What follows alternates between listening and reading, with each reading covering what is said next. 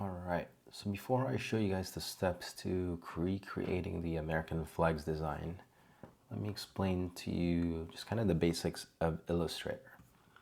So it really boils down, at least for how I've used it, it really boils down to that Illustrator is basically just shapes.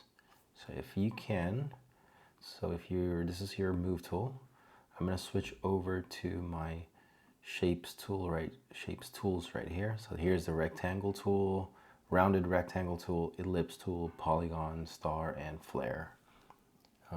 Probably avoid flare tool if your computer is really slow. But we're just going to stick with the rectangle tool right here. So I'm going to create a box by clicking and holding. And I'm going to use my zoom tool to zoom closer to this image. Now I'm going to go back to my black arrow, which is my move tool. Now here you can see that there's a white fill. Here are your colors right here. This is your white fill. And then there's a black outline on there. And if you hover your mouse over your tools over here where your color swatches are at, it's going to tell you that this is the fill and the stroke. And this also applies to all of your other tools. So if you're not sure, you can just hover over these tools and then it will show you what those mean, and then you could press this if you want to expand on that. So here, let's go back to the shapes. Everything, like I said, in Illustrator is just a shape. So if you could think of it that way, then hopefully it will make your understanding to this program a little bit easier. Now we can change the color of this shape by double clicking here, just like in Photoshop. And then now we can change the color of that box. You can also change the color of your stroke.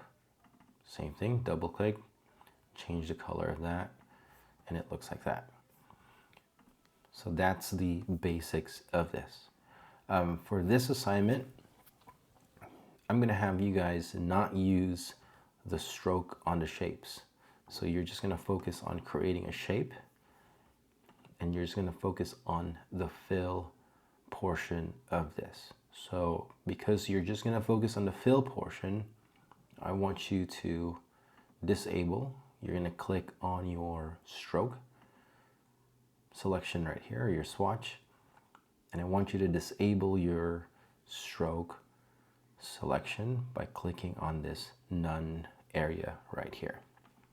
So now all you're working with, so I'm going to zoom out a little bit, press Option to zoom out, similar to Photoshop, and then you can also hold spacebar. Spacebar is the hand tool.